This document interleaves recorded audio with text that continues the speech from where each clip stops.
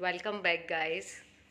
आज का जो वीडियो होने वाला है हमारा, वो आपके यूनिवर्सिटी एग्ज़ाम्स और कॉम्पिटिटिव एग्ज़ाम्स के पॉइंट ऑफ व्यू से आपके लिए बहुत ही हेल्पफुल होने वाला है। तो इस वीडियो को कम्प्लीटली देखें और चैनल को ज़रूर सब्सक्राइब कर लें ताकि आगे भी आने वाले वीडियोज़ के आपको नोटिफिकेशंस मिल पाएँ। एंड अब बिना देर किए हम शुरू करते हैं अपने आज के टॉपिक के साथ। So let's continue. आज का हमारा टॉपिक है basic design of computer. Computer के बेसिक डिज़ाइन में काफ़ी सारी चीज़ें आपको पता होंगी, पर आई एम श्योर आज के वीडियो में कुछ ना कुछ चीज़ ऐसी ज़रूर होगी जो आपको पहले से नहीं पता है, बट आपको पता होना ज़रूरी है। ऐसा इसलिए क्योंकि आगे हम देखने वाले हैं टाइमिंग एंड कंट्रोल सिग्नल्स के बारे में, एड्रेसिंग मोड्स के बारे में, बहुत सारी चीज़ें जो है कंप्यूटर आर्किटेक्चर में हम डीप में देखने वाले हैं। तो उसके लिए ये ज़रूरी है कि हमें ये पता हो कि कंप्यूटर में इंटरनली क्या क्या प्रोसेसेस होती रहती हैं जिनके लिए कुछ सिग्नल्स दिए जाते हैं, और कौन से सिग्नल्स किस प्रकार की प्रोसेसेस को कंट्रोल करने के लिए ज़रूरी होते हैं या फिर उस प्रोसेस को एग्जीक्यूशन के लिए ज़रूरी होते हैं। तो वो सब कुछ हम समझेंगे। तो उसके लिए ज़रूरी है कि हम कंप्यूटर के बेसिक डिज़ाइन को समझें। कहते हैं ना, किसी भी चीज़ को आपको डीपली अगर समझना है तो आपको एकदम बेसिक से स्टार्ट करना चाहिए ताकि आप कोई भी पॉइंट उसका ऐसा ना हो जो आपसे छूट जाए। ठीक है, तो चलिए, जब भी कंप्यूटर सिस्टम की बात आती है तो हम अपनी बात, भले अपना इंस्ट्रक्शन हो या अपनी कोई कमांड हो या कुछ डेटा सेव करना हो, तो यदि हमें कंप्यूटर में भेजना है अपने कोई कमांड को या डेटा को, तो हम जिसका यूज़ करते हैं वो होती है हमारी इनपुट यूनिट। ठीक, इनपुट यूनिट। इनपुट यूनिट जो होती है, इसमें हमारे पास बहुत सारे इनपुट डिवाइसेस होती हैं। ठीक है, यदि हम एकदम स्टैंडर्ड डिवाइस की बात करें जो इनपुट का काम करती है, तो है हमारा कीबोर्ड, माउस। इन दो डिवाइसेस के बिना तो हम कंप्यूटर सिस्टम के बारे में सोच भी नहीं सकते हैं। ठीक है, और भी बहुत सारी डिवाइसेस हो सकती हैं हमारी, जैसे आपका माइक है। आजकल हम गूगल पे भी कुछ सर्च करना होता है तो ओरली बोल देते हैं, तो एक तरीके से हम इनपुट माइक के थ्रू भी दे रहे हैं। ठीक है, या आपको सीडी रन करनी है तो आप जब सीडी इंसर्ट करते हैं वो भी हम एक इनपुट दे रहे हैं। ठीक है, तो इनपुट डिवाइसेस जो होती है, इसका काम क्या होता है? यूज़र से इनपुट लेना। ठीक, अब यूज़र इनपुट किस तरीके से देता है? यूज़र सुटेबल फॉर्म में। जैसे अगर हम कीबोर्ड में कोई की प्रेस कर रहे हैं, तो अगर मान लो हमको हाई लिखना है तो हमने एच और आई वाली की प्रेस की। अब इंटरनली ये जो आपकी इनपुट यूनिट है, ये क्या करती है? ये आपके यूज़र अंडरस्टैंडेबल फॉर्म को किस में कन्वर्ट कर देती है? बाइनरी में। बाइनरी में क्यों करती है? क्योंकि इसे पता है कि जो अपना कंप्यूटर सिस्टम है वो कौन सी भाषा समझता है? बाइनरी की। लेकिन यूज़र जो है वो हर चीज़ का बाइनरी कोड तो याद नहीं रख सकता कि एच का बाइनरी क्या है, आस्की वैल्यू निकाले उसको बाइनरी में कन्वर्ट करे, फिर आई की वैल्यू को बाइनरी में कन्वर्ट करे। तो ये सब काम यूज़र नहीं कर सकता है ना, क्योंकि बहुत लेंदी हो जाएगी चीज़ें। और आज के ज़माने में हमको सारी चीज़ें क्विकली चाहिए। बिजनेसेस भी जो चल रहे हैं, कितना फास्ट सर्विस दे रहा है कौन, इस बेसिस पर ही चल रहे हैं। तो ज़्यादा टाइम हम क्या नहीं उसको दे सकते हैं, इसलिए जो अपना इनपुट डिवाइस है वो खुद इंटरनली उसमें सर्किटरी लगी होती है जो क्या करती है? यूज़र के इनपुट को किस में कन्वर्ट कर देती है? बाइनरी में। और फिर किसके पास भेज देती है? वो अपने कंप्यूटर के पास में। तो कंप्यूटर जो है हमारा, उसके पास में होती है अपना सीपीयू, जिसको हम बोलते हैं, है ना, सेंट्रल प्रोसेसिंग यूनिट।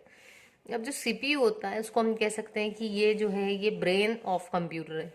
ठीक, इसी के अंदर क्या आ जाता है हमारा? स्टोरेज।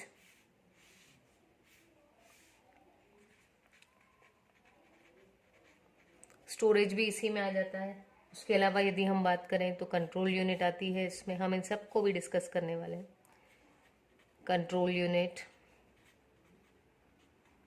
ठीक, और हमारी एरिथमेटिक एंड लॉजिकल यूनिट, जिसको हम कहते हैं ALU, that is arithmetic and logic unit.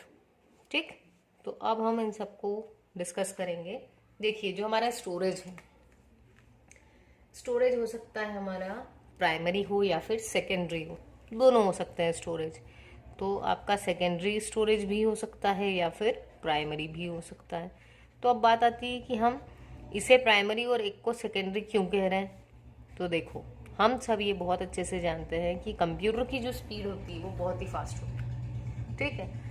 और जो अपनी एक्सटर्नल डिवाइसेस जो भी हम कनेक्ट करते हैं, जैसे आपकी पेन ड्राइव हो गई, सीडीज हो गई, ठीक है, जो दूसरी हमने बाहर से अटैच की है जो भी मेमोरी, वो ऑक्सिलरी मेमोरी कहलाती है या फिर आपकी सेकेंडरी मेमोरी। तो वो क्या होती है, उसकी स्पीड स्लो होती है लेकिन कंप्यूटर की स्पीड बहुत फास्ट होती है। तो यदि किसी की स्पीड बहुत फास्ट है और हम उसको बहुत स्लो वे में उसको सर्विस दें तो वो अपना काम अच्छे से नहीं कर पाएगा, है ना। तो इसलिए क्या ज़रूरी होता है कि वो जिस स्पीड में काम कर रहा है उसी स्पीड में उसको डेटा भी मिल जाए। तो वो डेटा उसको उसी स्पीड में कौन देता है, प्राइमरी मेमोरी। तो प्राइमरी मेमोरी जो होती है, इसको आपका जो कंप्यूटर सिस्टम है वो डायरेक्टली क्या कर पाता है, एक्सेस कर पाता है। ये पूरा हमारा क्या है, सेंट्रल प्रोसेसिंग यूनिट।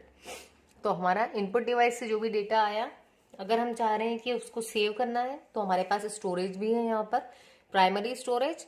तो प्राइमरी स्टोरेज क्या करता है, इसको कंप्यूटर डायरेक्टली एक्सेस कर सकता है, ठीक। और डायरेक्टली क्योंकि एक्सेस कर रहा है तो ये कैसा होगा, ये फास्टर होता है as compare to secondary. Secondary क्या होता है, जैसे हम बैकअप लेना चाह रहे हैं, जो हमारी यूएसबीज होती हैं, पेन ड्राइव रिमूव भी कर सकते हैं हम जिसको, ठीक है। तो ये एक्सटर्नली जो हम जितनी भी कनेक्ट करते हैं वो होती है हमारी सेकेंडरी स्टोरेज। अब बात आती है कि अपन सेकेंडरी स्टोरेज जो है, इसमें डेटा हो सकता है कि हम यहाँ से यहाँ भेजें या यहाँ पर भी। तो प्राइमरी मेमोरी में जब भी हम कोई इनपुट दे रहे हैं, उसमें कुछ प्रोसेस होनी है तो वो किस में रहती है, प्राइमरी में। यहाँ प्रोसेस हो जाने के बाद में वो कहाँ जाती है, सेकेंडरी मेमोरी में, ठीक है। तो जो आपकी प्राइमरी मेमोरी रहती है, जिसमें हम कहते हैं रैम और रोम दोनों आती है, ठीक है। तो हम बोलते हैं जब भी मोबाइल्स लेने जाते हैं तो कि अगर रैम ज़्यादा होगी तो उतनी ज़्यादा स्पीड रहेगी हमारे मोबाइल की, यदि हम पबजी या कोई गेम भी खेलेंगे तो वो हैंग नहीं होगा, है ना। क्यों, क्योंकि उसकी प्राइमरी मेमोरी अच्छी रहेगी, ठीक। अब यदि हम बात करें तो ये तो एक पार्ट हो गया आपका प्राइमरी मेमोरी का। अब बात आती है हमारी कंट्रोल यूनिट की। तो कंट्रोल यूनिट जो होती है ये देती है सिग्नल्स देने का काम, इसका काम है सिग्नल्स भेजना।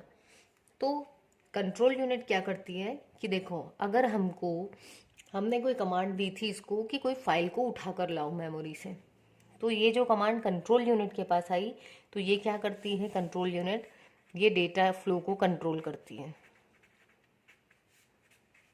कंट्रोल्स डेटा फ्लो, कि आपका डेटा आप सेव करना चाह रहे हो या वहां से लाना चाह रहे हो, ठीक है।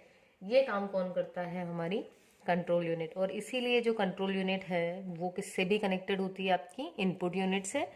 और यदि हम डेटा कहीं डिस्प्ले करवाना है, मान लो यूजर ने इनपुट से इंस्ट्रक्शन दिया कि आपको कोई फाइल ओपन करनी है, तो कंट्रोल यूनिट से सिग्नल जाएगा, मेमोरी से वो फाइल उठकर इसके पास आएगी वापस, ठीक है। ये वापस सिग्नल देगी कि भाई आउटपुट डिवाइस से कह दो कि वो रेडी रहे, डेटा उसके पास आने वाला है।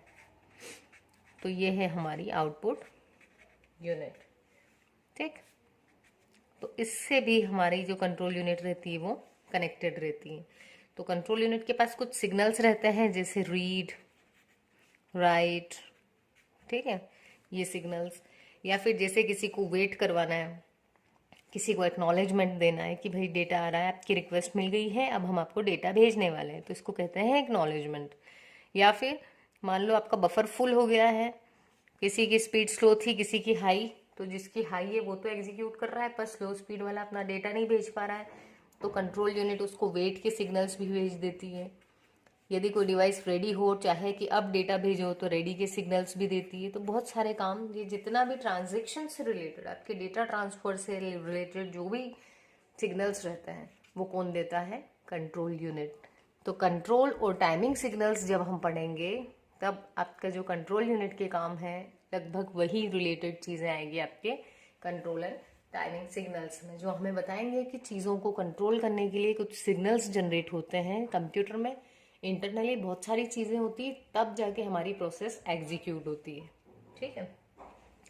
अब एक और चीज़ आती है कि आपका जो कंट्रोल यूनिट है, इससे हमने अगर कोई फाइल को रिट्राइव किया था, कोई कमांड दी थी कि फाइल ओपन करनी है, तो उसका डेटा इसने यहाँ से भेजा कि भैया ठीक है, आउटपुट डिवाइस को बोलो कि डेटा ले ले, तो यहाँ से डेटा इसके पास आ गया था।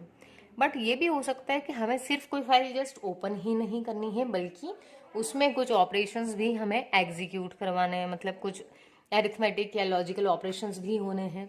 तो इन दैट केस क्या होगा, जो हमारी कंट्रोल यूनिट है वो इसके पास में भी सिग्नल भेजेगी, और इसके पास सिग्नल भेजेगी तो ये चीज़ हो सकती है कि जो आपका स्टोरेज है, ठीक है, इस स्टोरेज के पास से इसको कोई डेटा चाहिए हो जिसके ऊपर ये कुछ ऑपरेशंस परफॉर्म करे।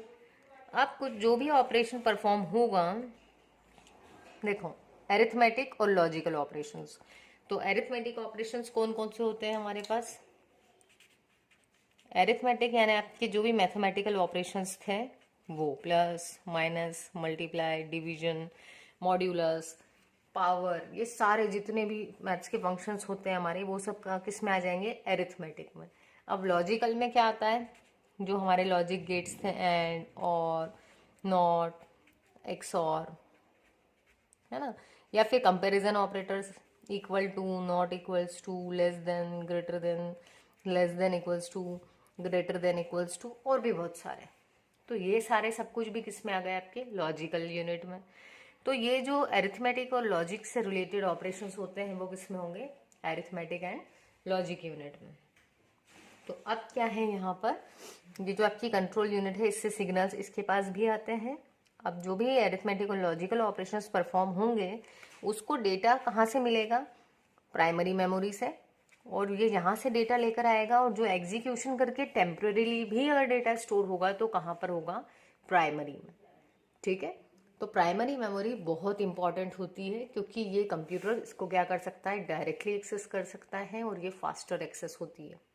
ठीक है, इसलिए जो भी ऑपरेशंस होते हैं उसके वैल्यूज को प्राइमरी में रखा जाता है उस समय के लिए, और जब उसका कुछ रिजल्ट मिलता है, इंटरमीडिएट रिजल्ट, वो कहाँ पर जाता है, प्राइमरी में, और वहां से फिर वो किसी सेकेंडरी या फिर आउटपुट यूनिट के पास जाता है। अब रही बात आउटपुट यूनिट की, तो आउटपुट यूनिट क्या हो सकती है, ये आपकी कोई भी आउटपुट डिवाइस हो सकती है। इट मे बी आपका डिस्प्ले डिवाइस, मॉनिटर हो सकता है, या अगर आप म्यूजिक सुनना ज़्यादा पसंद करते हैं तो जो स्पीकर है वो आपकी एक आउटपुट डिवाइस हो गई।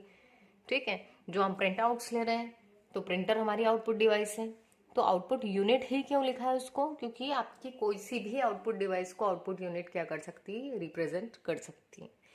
तो ये था हमारा कंप्यूटर का बेसिक आर्किटेक्चर या बेसिक डिज़ाइन, जिसमें ये जो है input unit, storage, control unit, ALU and output unit, ये 5 पार्टीशंस होते हैं, या कहें 5 पार्ट्स होते हैं, जिसमें से ये जो पार्ट था ये पूरा किस में कहलाता है, सीपीयू में।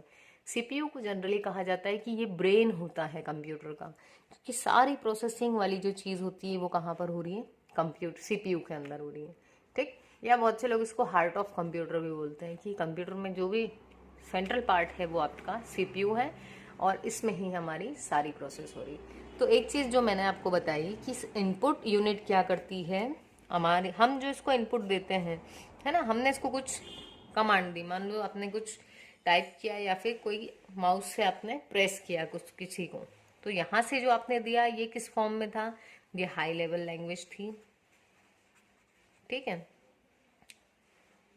हाई लेवल लैंग्वेज या फिर यूजर अंडरस्टैंडेबल फॉर्म में आपने कुछ चीज इसको इंसर्ट किया इसमें।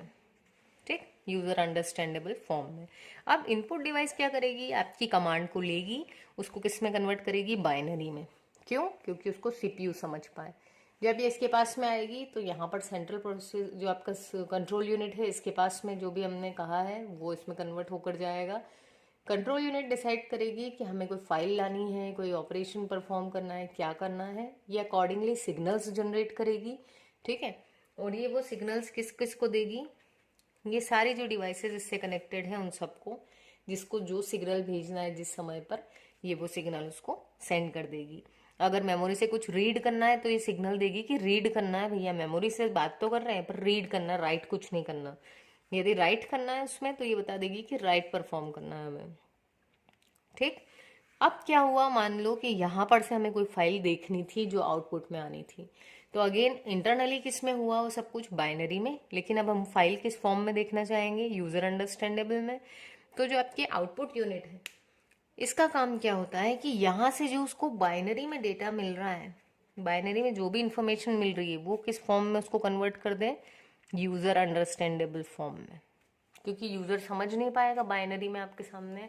मान लो आप फेसबुक चला रहे हो, आपने कोई फ़ोटो अपलोड की थी, और यदि फेसबुक जो है वो जब भी आप उसको ओपन करके देखो तो वहाँ पर आपके फ़ोटो की बजाय कितने पिक्सल पर, कहाँ पर कितनी ज़्यादा इंटेंसिटी है वो बाइनरी में दिखने लग जाए, तो क्या हम पता कर पाएंगे कि हमारी कौन सी फ़ोटो है ये? नहीं पता कर पाएंगे, है ना। तो इसीलिए जो आउटपुट यूनिट है उसका काम क्या होता है कि उसके पास जो भी इनपुट मिला है उसको किस में कन्वर्ट, यहाँ से जो उसको मिला है वो किस में कन्वर्ट करें, यूज़र अंडरस्टैंडेबल फॉर्म में। तो ये था हमारा बेसिक डिज़ाइन ऑफ कंप्यूटर। ये काफ़ी लोगों को बहुत सी चीज़ें इसमें पता होती है, लेकिन इसको कम्प्लीटली जानना ज़रूरी है, क्योंकि आगे हम देखेंगे अब कंट्रोल एंड टाइमिंग सिग्नल्स, ठीक है, एड्रेसिंग मोड्स भी देखेंगे, फिर हम असेंबली लैंग्वेज की कोडिंग भी देखेंगे। तो हमें पता होना चाहिए कि इंटरनली जो कंट्रोल यूनिट है, ALU है, ये क्या करते हैं। आई होप आपको वीडियो समझ में आई होगी। तो चैनल को ज़रूर सब्सक्राइब करना है और वीडियो को लाइक भी करना है। Thank you.